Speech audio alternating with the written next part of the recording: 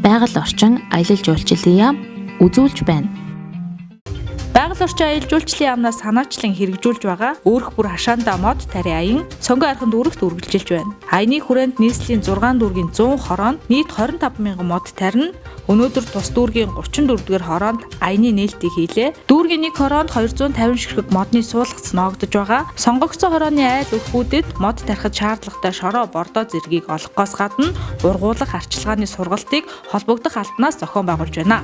Мод суулгах хороо айл өрхийг газар төлөвлөлт, хөрсний бүтэц зэргээс хамааруулан сонгосон бөгөөд иргэдийн мод тарих хүсэл, арчлан ургуулах боломж зэргийг харгалзан нэг өрхөд 1-3 төрлийн суулгацыг өгч байна.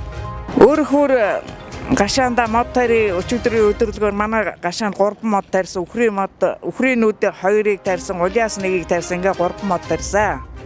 Тэ. Одоо тэрийг сайхан арчилж ургуулгад одоо бидний үүрэг.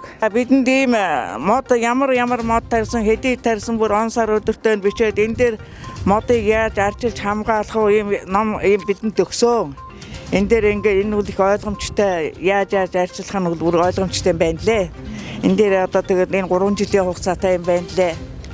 Тэгээд энэ дээр ямар мод тарьснаа ингээд бичээд явах юм байна лээ. Яг энэ мод тарих үеэр мос тарилаа. Мос юу? Бөөрөлцгөн. Энтор. Энэ аяны хүрээнд бас дөнгөж шинээр мод тарьж байгаа айлууд байгаа бах тий зөвлөгөө өгвөл хамгийн гол нь хүүхчгэд бөөцөлдөг юм л та. Ерөөсөө зэрлэгийн зулгаан тэгэл усалгааг нь хийн.